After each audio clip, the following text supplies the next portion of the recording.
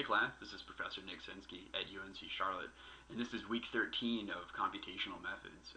This is a tutorial video on the topic of conditional logic. And what I mean by conditional logic is this idea that you have like a test, and that test might say, is it really cold in this room, right? And you can answer that test by saying, yes it is, or no it's not. And those are kind of true-false questions. And this kind of logic, is what we use in computation to solve problems, to create, like algorithms. Because a lot of times we want to choose to do something or not do something based upon some kind of input. Okay, and giving if we give our scripts the ability to choose or to make decisions, we can make them a lot more powerful, a lot more complicated, and that's where we get into sort of like algorithm design. Okay, so this kind of logic, like Boolean logic, like true-false, is a really important idea in computation, especially when you get into writing programs, writing scripts and things, right? But in Grasshopper, we can also make use of Boolean logic, and that's actually where I'm going to start. I have this is a review of lab, and these files will be available on the course site. But what I've got here are some really basic scripts that I created in Grasshopper to illustrate some basic logical principles, the way that they work in Grasshopper. They don't work these ways in regular scripting languages because the control flow is a lot different. But since Grasshopper's control flow is pretty linear, it just goes from inputs to outputs. This is how this handles logic. Okay. So what I have here is a dispatch component, and this is actually the kind of crux of a lot of conditional logic in Grasshopper, because it basically allows you to take some kind of input, some list, and then you have a pattern, and the pattern is a set of true-false choices. It's a list, okay? And this is very similar to call pattern, which we've seen a lot, right? You take a list, and you take some kind of pattern, and it either turns things off or on in the list. And that's kind of how dispatch works here. So you have the list and the pattern, and if that pattern's true, you're going to send that list to A, or those list elements that are true to A. And if it's false, you're going to send those to B. So the cull pattern is just basically only sending the true ones, and there is no false. False just doesn't go anywhere. So they're very similar. But what this allows us to do is make kind of binary choices, right? So we can say like you can have a red car or you can have a green car, right? And so you have these two choices, or the light is on or the light is off. Okay. So anyway, the dispatch component. Then the other component that I added here is what's called a Boolean toggle, and this is found under the special components here, right here. And a Boolean toggle lets us basically do a true-false statement every time we double-click it. And so if you look at what I've got here, I've got a dispatch with a toggle, and then I've got this point, which is just 0, 0, 0, a default point, piped to a circle of radius 0, or a polygon of radius, a circle of radius 1, or a polygon of radius 1. And the polygon in this case is a triangle, it's a three-sided. So right now it's true, and so our point is a circle. If you double-click the toggle, the statement is false, and we pipe to B, and we have a polygon. Okay, so true and false. Very, very, very basic, but what we have is kind of like a light switch. Okay, a light switch is turning off or turning on a polygon and then turning on a circle.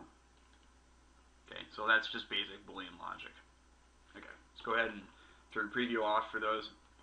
Go down to the next script that I've got here. So this one's a little bit more complicated. Still the dispatch component. All this is the same, still a point. But I've got this other component that's called larger than. So what this does is it takes an input A and an input B, and it just says, is A larger than B? And if it is, then you get true, and if not, you get false. And right now I have 0. and 0 is not larger than 5, and so my output is false. Let's go ahead and turn these on here. And since my output is false, I have a polygon. And if I go through and I scrub this, so still false, still false. If my output is 6, it's bigger than 5, statement is true, so we pipe to circle. So you guys have, in math class, or I've had, greater than or less than symbols, right? So that's all that is. And there's also greater than or equal to, which makes it true if the quantity is equal. My slider here is set to even numbers. That's why it's doing this kind of strange behavior. But the idea should be pretty clear. You can find these symbols under the math operators. So here's larger than, and here is smaller than. Okay. So you could substitute that for a smaller than and do a different test. And this would be important for something, you could say like if something is greater than a certain elevation, then you might turn that object off, right? You want to kind of do like a trim at a certain level, or you want to select all the points that are above a certain level. Okay, so that would be a use for that larger test. Turn these off. Let's go to the next one here. Again, same framework. I have a point and a dispatch, and it goes to the circles and polygons, but we start off with a series. A series is a list of numbers, right? In this case, it's 0 to 9. And what we've done, and I've multiplied them by 2 because the radiuses of these are 1, which actually gives me a diameter of 2, and this a diameter of 2. And I did that because I want these to be spaced correctly. Okay, hopefully that makes sense. And so I have a list of numbers, and I'm testing the list of numbers now against the quantity b. And so the list is 0, 1, 2, 3, 4, right? And so is 0 bigger than 6? No. Is 1? No. 2? No. Is 6? No. But 7 is, and 8 is, and 9 is. So false, false, false, false, false, false. True, true, true. Okay? And we can adjust that. Again, this is an even number slider, and I'm multiplying it, so it seems a little odd, but so right now I'm looking at,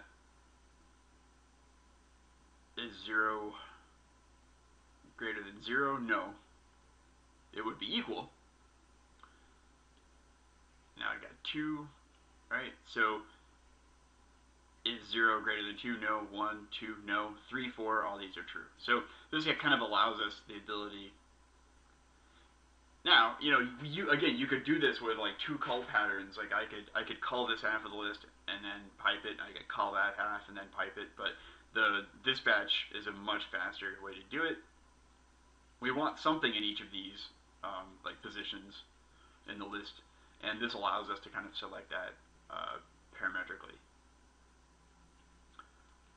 The other point of this, right, is that if you have a list of inputs, you can test them, and then you get a list of Boolean outputs, right? We have a list of falses and trues, and that list is the same length as the list that we input, right? They each have 10 values, and so that gives us the output, right? If the data matches, you get the equal output.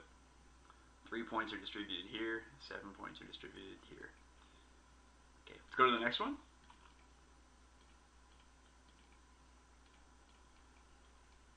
This script is very similar. We have a series input, and which makes points, dispatch to a circle and a polygon. But what have we got here? So we have a big row of objects, and we have an equals component. And equals is another kind of operator, right? Testing for equality. So basically, does A equal B? And if it's true, right, we make a circle, and if it's false, we make a polygon. So in this case, we only have one true, right, 0. And if we continue to move this, now 15 is true, and the rest of them are not. And this is just to illustrate the concept. Like this is not a very useful parametric assembly, but I do think that it makes the idea these tests pretty clear, right? So you can test to see if a quantity is equal to something. The other thing that's really interesting, right, is the not equals. So you can plug this in, and it flips it. So now the triangle, right, is because it's the only one that's not equal. And I'm sorry, because all the other ones are not equal to 14. The only one that's equal is 14. Okay, so you can, it's a really handy component. Yeah, just a mathematical test. Okay, and it has to be exactly equal for this to work. Okay, next one. A little bit of a variation here. So we have a series and points, dispatch, all that. We have equals. And then we have this one, which you may not have ever heard of, modulus. And a modulus in math is the remainder that you're left with when you divide two numbers. Okay. So if I divided 3, well, no, hang on a minute. If I divided 6 by 5, right, it goes into it once, and you're left with 1. So the modulus of 6 divided by 5 is 1. Okay. The modulus of 6 divided by 4 would be 2. Okay. But the other thing is, if I had 6 and I divided it by 2, right, 3 goes into it equally twice, there is no remainder, right? So 6 divided by 2 is modulus 0. 6 divided by 6 is also modulus 0. Okay? And so modulus gives us numbers that divide into them evenly. And if we test that, if there is no modulus, if the modulus is 0, there's no remainder, we have a test that gives us a true-false test for if something's evenly divided. So I have a list of numbers between 0 and 60. I'm sorry, yeah, which is 30 numbers. The increment is 2. Okay, and you have to know this because, you know, again, I'm doing this because the radius is 1, and the diameter is 2. So I've got a list of numbers, and I'm testing for modulus 6. And you can see that it does 0 divides into it evenly. 2, 4, 6 divides into it evenly. Okay, 12, 18. And again, this is because these are times 2. If I go back and make this 8, so I've got, you know, this pattern here, right? It's a 0, 2, 4, 6, 8, 16. And that gives us a nice rhythm, right? A, B, B, A, B, B, B, A, B, B, B, A. Okay, and if I had this, it's A, B, B, A. If I divide modulo 4, in this case, is every other one. And so this gives us, you know, here we go. If I've got 14, 16, that gives us a rhythm of 7 between each one. What this gives us is rhythm. Okay, so having a modulo test can give us architectural rhythm, such as you would find in a facade design or a row of columns. We've heard about, you know, these different kinds of designs. What you can do is you can combine these. So I can have a, you know, modulo 3 and a modulo 5, right? So I've got 2 rhythms going on. I've got a rhythm of 3s and a rhythm of 5s. I can create more complex arrangements. I can even pipe out this list and do a modulo test, so I can get a rhythm within the rhythm. So it's really useful, this kind of pattern here of a modulo test. A modulo, and then an equals test. All right, so I'm going to turn that one off. And the last one that I want to talk about, actually, I missed one here. Let's take a look at this one before I go to the last one. Sorry about that. I'm going to go to front view for this one. So I've got this big, like, grid of these things that I created. And what I did was I took 2 series of numbers. Again, the increment's 2. And I grafted 1 into Z, so I get a list of points. Okay? I just turn this off here. flatten that list because, again, I want to be putting it through the dispatch. So in a similar way to when we work with calls, we want to flatten that list. And then for the dispatch pattern, what I've done is I have this component that's called decompose. Decompose is really nice because you take a point and it outputs the values for the coordinates for each one. So I have a list of all the x values, a list of all the y values, and a list of all the z values for all these points. It just splits them all up. And then what I can do with that is, what I want to do is I want to test the z component to see if it's larger than this arbitrary number. And I use this here. I took a bounds component so that I can see what the range is. I know that they start at 0 and then and to 58. So I know that, if I play with this here, I know that this is about halfway. This is almost 60, that's a little bit more than 60, and this is about half.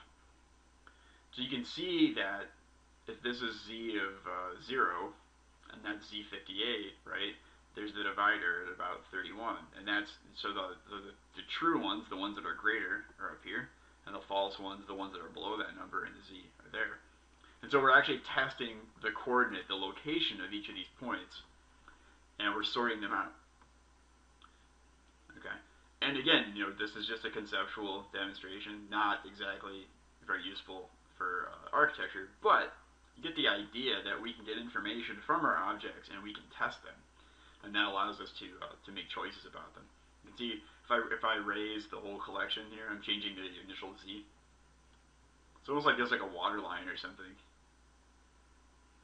It gets much more interesting with a less regular collection of points, but again, this is just very clear, and that's why I do it. Okay, so the idea of this is you can use the decompose component, in this case, to get information from points, and then we can test it to create different decisions. Okay, let's go to the last example that I wanted to show you. And this is purely conceptual, but it's worth knowing. I'm going to go back to the top here. So I have my old pattern from last time, the modulo pattern. Okay. I want to make a point about something that may be useful to you in the future. If you take this list of values, this true-false list, this is the panel here, you can convert those to integers. An integer is a whole number, right? It doesn't have a fraction. And what you get is you get a binary list. So ones and zeros. True is 1, false is 0. And you can actually pipe those numbers in for your pattern. Be very clear about this. This is a true-false list, which becomes a list of integers. And that list is piped in, and look at that, it actually shows up as true-false. So you can actually pipe in ones and zeros, and that will create a Boolean filter. Okay. And this is useful because what you can do is you can take lists of these numbers from these true-false patterns and add them together, and then you can do things like test for 0. So if I have two lists of true-false and I only want to look at the falses, I add all these together, and anything that's still 0 was never like true. Okay. Or I can look for like overlaps. So if I have ones that are true in both lists, they'll be 2. And then I can test to see if something is equal to 2. So you can do some really complicated logic here. I don't know if this is, without the visuals, if this makes sense, but keep that in mind if you want to combine these. You can just do several tests of the same list, and then you can just literally add the numbers together and then test them for equality, and you can get very complicated Boolean filters. Okay. We'll see a sort of example of this in the next part, but I just want to put that out there because I found it very useful for some of my projects when I wanted to do some really complicated logic tests. Okay, so that concludes the first part of this. This is just a basic introduction to Boolean logic. We looked at the dispatch component, Boolean toggle. We looked at larger and smaller. We looked at what happens when you put a list into that. You get a list of outputs. We looked at the equals component. We looked at decompose. We looked at modulo patterns, right? So modulo and then a test of equals. It's very important that you test you test for 0. That's the evenly divisible numbers will have a modulo of 0. Okay. And then lastly, we saw this idea that logic is actually binary and that it's represented by numbers, or it can be. And then you can add lists together and then test them for equality to create complicated logic. Okay, I'll see you in the next part. For this next example, I want to look at a surface and a two-dimensional pattern. What I have here is just basically a surface that I drew. It could very easily be something you make parametrically or take from a model, and I have a two-dimensional shape that I created.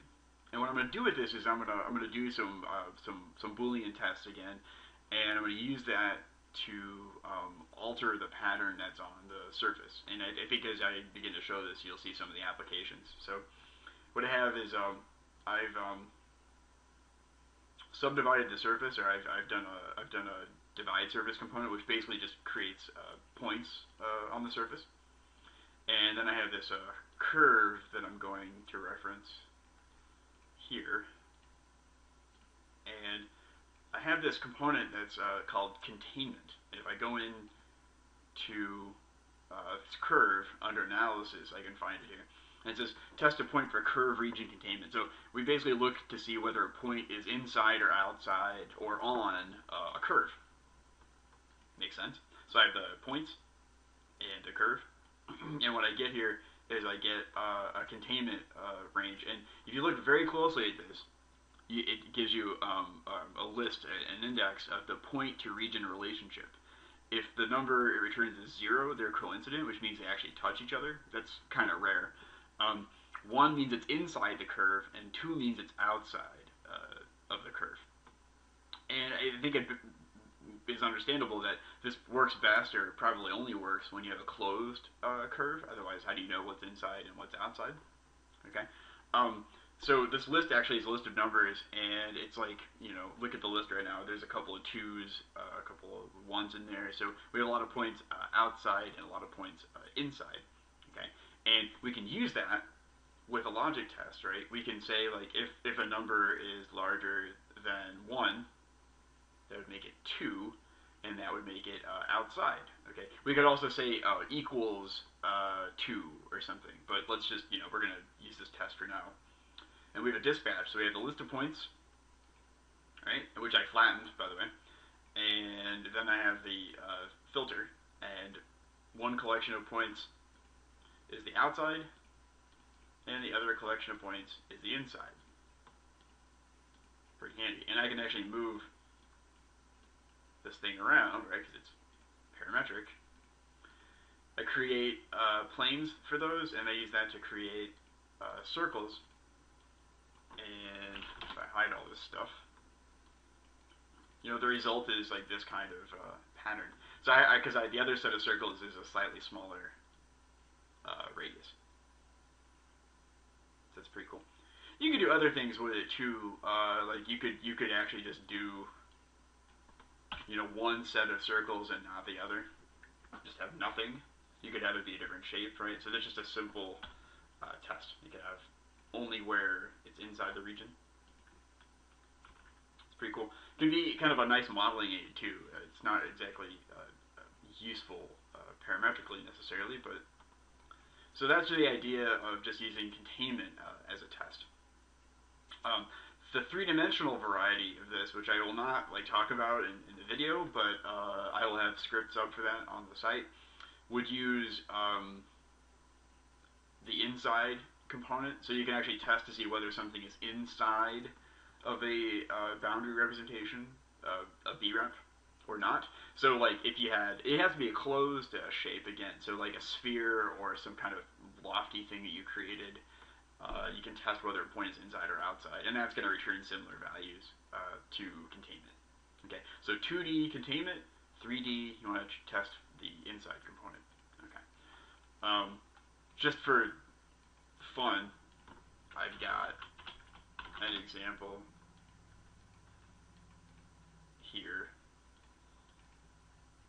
set this up with a rotate. So you can actually have it be like parameterized. Let me just turn this on so you can see what I'm talking about. So here's the shape, and I just have it so that you can rotate. Oops, actually, this is the rotated shape. There we go. So you can rotate that shape, and you can see the circles change. I don't know, not that useful, I guess, but okay. The last example that I want to show. So I have my surface, and let me get that curve referenced again here. Okay. This is very similar to the other ones. Like I have the list of points, which I'm testing to see whether they're inside or outside of the shape, right? But then I change things up a little bit. Let me move this aside for you so you can see what's going on. So I have a list of points. These are the points that are inside, right? And then I have these points that are outside. Okay. I have the decomposition component, which I talked about in the last one, right? So I have my points. They get decomposed. I'm looking at the points that are inside. Now I'm not going to test them. The test has already been done here. What I'm going to do is I'm going to decompose it. I'm going to take a point object here, and I'm just going to take the x and pipe it to the x and the z to the z. So they're going to have the same x and the z, which is what my coordinate system is, but the y, I'm going to add, well, I'm going to add a -5, which is going to subtract it. I'm going to basically add or subtract numbers. So I'm taking this coordinate and I'm altering it. So I'm like deconstructing it, adding something to it, and then reconstructing those points. Then I'm taking the points and I'm putting them back. So I took these out of the list of points that made up the surface. And then I did some stuff to them. And then I had these points, which I also took out, but I didn't do anything to them. And I had this weave component. And weave is going to be found under sets here, under list. You can weave. Basically, it's like I have the pattern, which is the true-false, right? And I have input 0 and input 1. So I can put these back together again using this as my map. And then it gives me back my list of points. Like if I look at this, I unhide this. Actually, it should give me.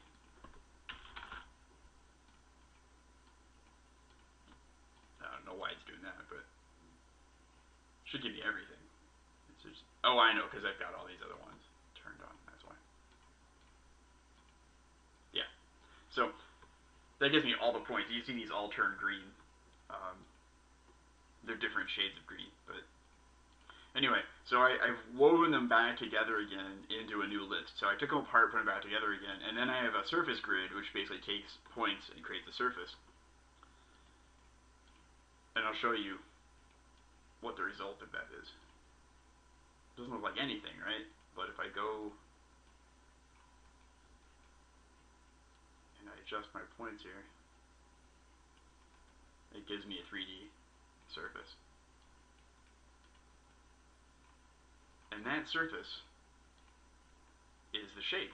So I've actually made an extrusion. I've deformed the surface according to that shape. Right? So again, I took the points and I divided them up, and the ones that were inside of the curve, right? I, in this case, subtracted 5 from their y, and that gives me the distortion. That gives me that kind of pull that you see there. So here they are at 0, here they are at +5. And that's because, right, the y, this is positive y, and that's negative y.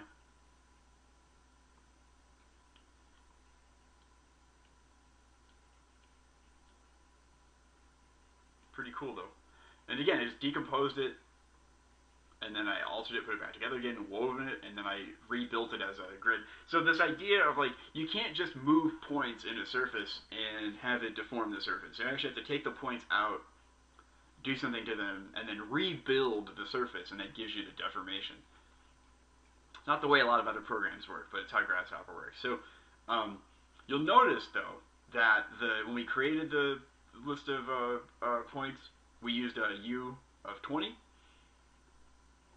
when we did this group of points. When we put it back together again, we actually needed a U of 21. So what you probably want to do is something like add an addition component that adds 1.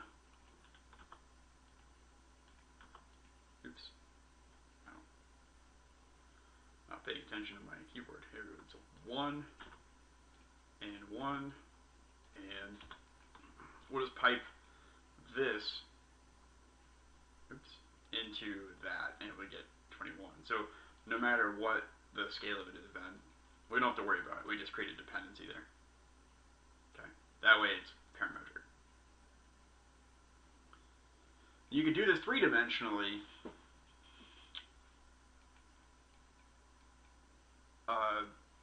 But what you'd probably want to do is take the points and then move them along a vector, and then weave them back together again.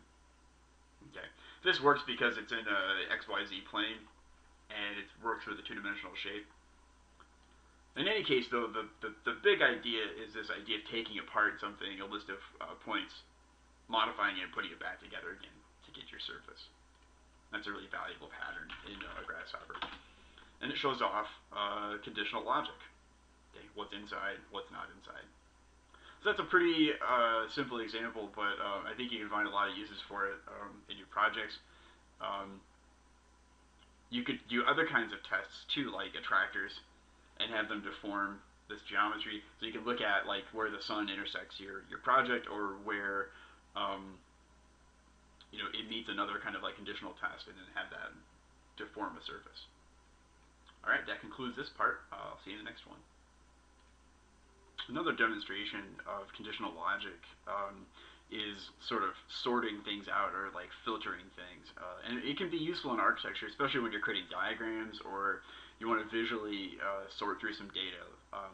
So, for example, let's just say that you have some random points that maybe you got from sort of like a list of data that's three-dimensional, or a point cloud. But anyway, like suffice to say, you have a random range of values.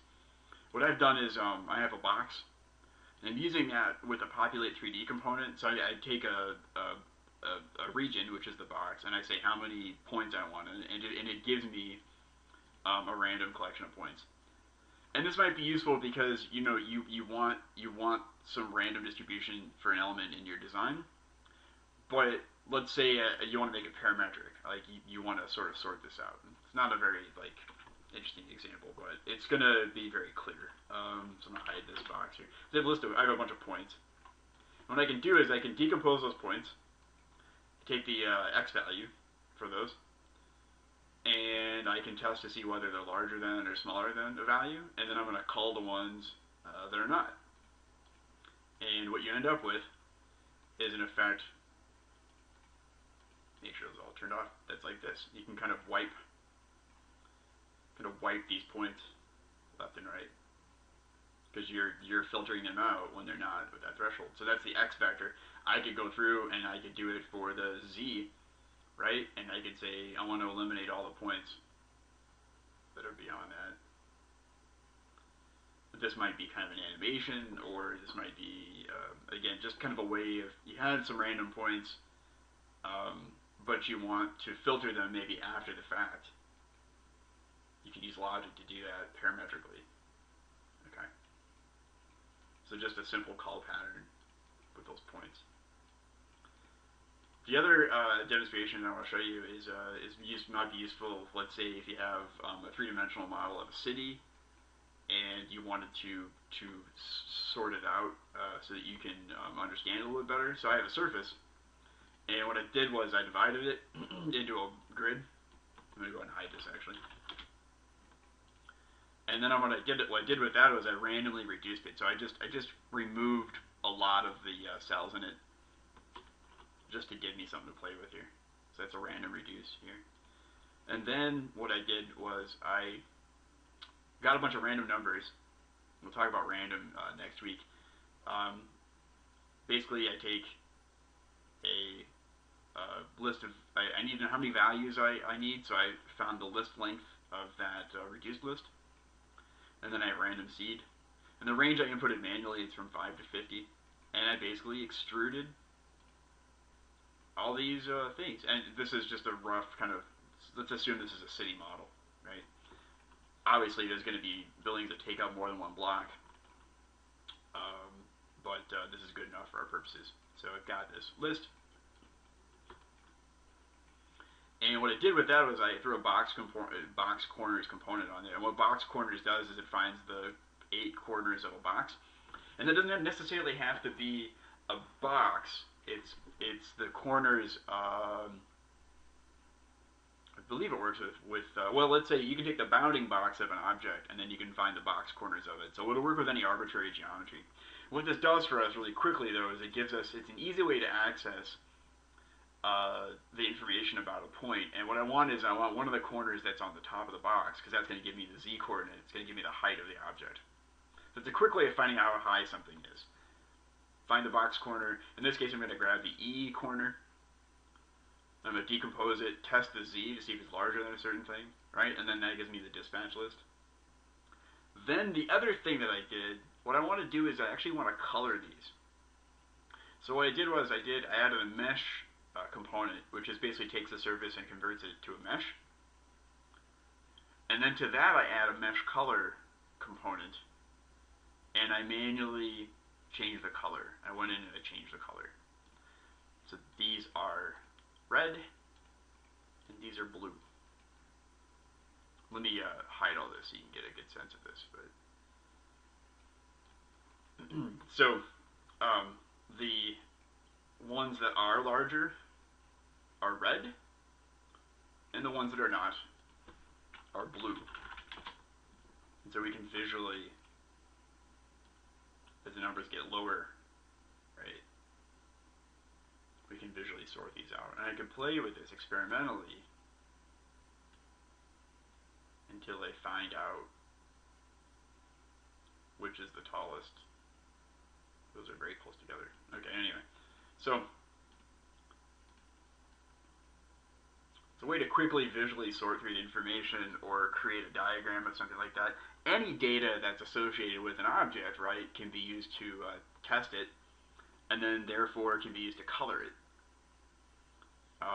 And so there's lots of different options for that. But I just wanted to show that as kind of a riff on the gradient demonstration I gave a while back. But again, so one of the ideas or one of the things you can do with logic is sort of a form of sorting based on information that's in your model.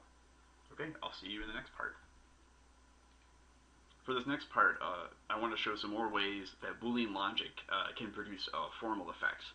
And in this case, what I'm looking at is three-dimensional geometry and ways that you can basically do tests on it to change the form. So I have a cylinder that I created, and that cylinder has been divided up into a series of panels. Okay. This is parametric here, and I have some shapes that I kept. I'm gonna go ahead and hide this. So this is a file that I have, and I'll post this file. So I have that, and what I'm going to do is a couple of things here. I'm going to explode that collection of surfaces so that I have access to the points, and I have access to the individual surfaces. Okay. And what I'm going to do is I've got this line, and I'm going to use that line to create some intersections. You can see, oops, I got the wrong curve selected here. Set this. I'm going to use that to create intersections with the cylinder. So you can see the green points that are on here. So this could be like a viewpoint or like a ray that's cast by something that intersects our form, okay? And that gives us points. And then what I want to do is I'm going to use that pattern from the attractor lecture, and I want to look for, I want to do a closest point component between the centroids of all those pieces and the intersection points. That's going to produce a list of distances. And then what I can do is I can test those distances using the smaller component to see if they're smaller than a certain number. Okay? And I'll say, and it's going to give me a list of true false. And I'm actually going to throw in a not gate. And what not does is it basically produces the opposite output from a Boolean. Let me just show you what that looks like. So we have, this is the input. And this is the not output. So it just flips the list. Okay, makes sense? And you can find that under Boolean, it's under Boolean, and you just want to throw in a not, okay, and that negates the Boolean, okay. So I have a test, and I want to do that because I'm actually going to use the logic that comes out of here for a call, okay, and we'll see what that looks like here. So I turn all this on. I'm going to hide all this now. So you can see that because what I wanted to do, I wanted to say, is it smaller than such and such? Yes, it's true, right? But a false is going to remove something, so that's why I had to flip the list. So I can do that. So I have this intersection. Let me turn on the intersection points. You can see the distance here. And I'm using that to remove faces from the cylinder, to punch a hole in it. And by changing the distance, I can make those holes smaller, or I can make them erode, I can make them larger. So you get a nice like subtractive kind of effect. Okay, again, it's a test, so I do the closest point test, and that gives me distances, and I test the distance. And I say, is it smaller? Yes, it's true, but I want that to be false because I want that to be cold. And let's go ahead and I'll show you another curve. I have this like spiral, and that can produce some really interesting effects too. That's a helix that I created in Rhino. It's not a parametric helix, so I'm gonna set that. Check out this effect when you make this a lot smaller. You get this really cool kind of erosion. So with different kinds of geometry, you get really interesting effects. And that's the geometry that you create yourself, not like necessarily parametric geometry.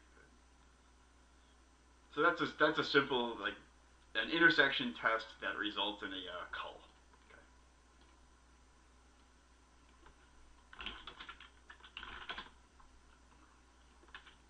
And go ahead and go to another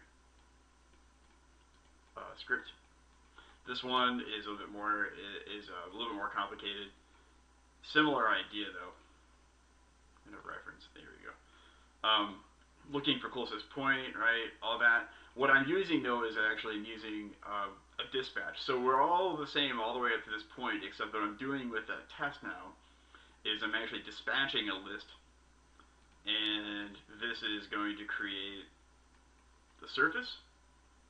So you remember, this is exactly what we got last time. But what I'm doing with the other list is piping those surfaces into an extrude. And I'm going to extrude them, and that's actually going to create the opposite effect. So instead of subtracting, it's going to add to those, and those are actually parametric, so I can make it so that works. Let's go ahead and hide that and show. And let's reference the spiral again, just for comparison. It's pretty funky. So we can do some sculpting with those intersections and creating kind of additions here. Let's take a look at how that works. So again, the first part, the surfaces are just exactly the same thing we got the last time. What you need to do though is, and piping the other parts, the other surfaces into an extrude makes sense, but how do you get the extrude factor? That's the difficult part, or at least the part that I haven't talked about yet. So remember the pattern from the porcupine pattern, where you want to find basically the surface vectors for each one of these surfaces. You need to find a normal, right? That's like the vector that points 90 degrees from the face of the object, and that would be the direction that we extrude these. And that's different for each one of these surfaces. Okay, We do that by finding the closest point on the surface, and we're looking at, I take the area centroid, and then I take the original surface from the cylinder. That gives me UV coordinates. I evaluate that surface using those UV coordinates, and that gives me the normals. And then I have a vector amplitude component, which takes that vector, which is a direction, but it has no magnitude, and it adds magnitude. Okay, and that's actually what gives me that vector. You can actually make it negative too. So just like when we move things with a vector, you have the vector, the z, which also have the amplitude, right? So instead of a z vector, we have all these other normal vectors that we calculated using the porcupine pattern, and we put those into, now these are actually, I should say, all of the vectors for all of the surfaces on the cylinder.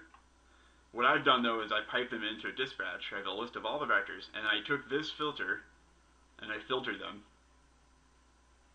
and I used only the vectors I needed for my extrudes. I have 178 here, 178 vectors, 178 extrusions.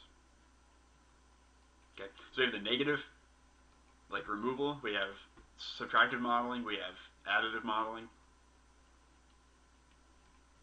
Okay, the last bit of logic I want to show you has to do with the morph box pattern, which is something that we looked at previously. And if you remember a morph box, you can take a surface, and we can take some geometry that we created, and we can essentially morph it. We can stretch it to fit a surface. Okay, and what I've got, this is maybe going to be a little bit slow, so you got to be careful with this, but I'm going to show you. Yeah, it's going to hang on for a second here. Morph box is kind of computationally intensive. So what I did was actually have where it's removed, I have a circle, like an open circle, and where it's not, I have these kind of ice cream scoop pieces. Let me bake these really quick and see if it's easier to see. Might take a second here. But this pattern can be really useful if you have two kinds of geometry.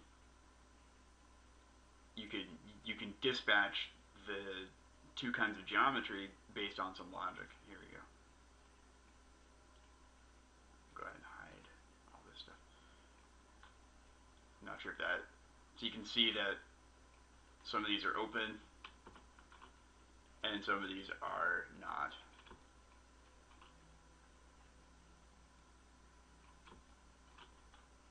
Okay, so let's go ahead. I'm going to delete these really quick. Turn these back on.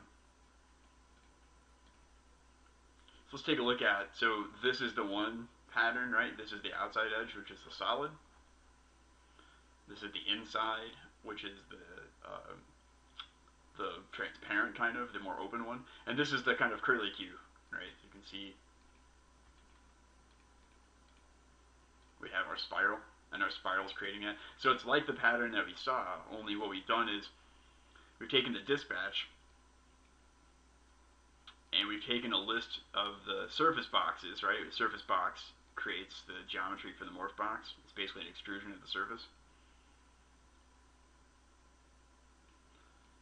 And we've taken the list of those surface boxes, and now we have the referenced geometry here. So they have this is one B-rep, and this is another one, and that's what this is. So, and then we got the bounding boxes for each of those, which is just a box that gives us the dimensions of it. And I mean, it's pretty simple. I mean, we have this pattern, and we send a list of the true targets to the morph, and we send a list of the false targets to this morph, which has the other geometry, and that's how we get a pattern. We can choose from two different kinds of geometry what to panelize the surface with.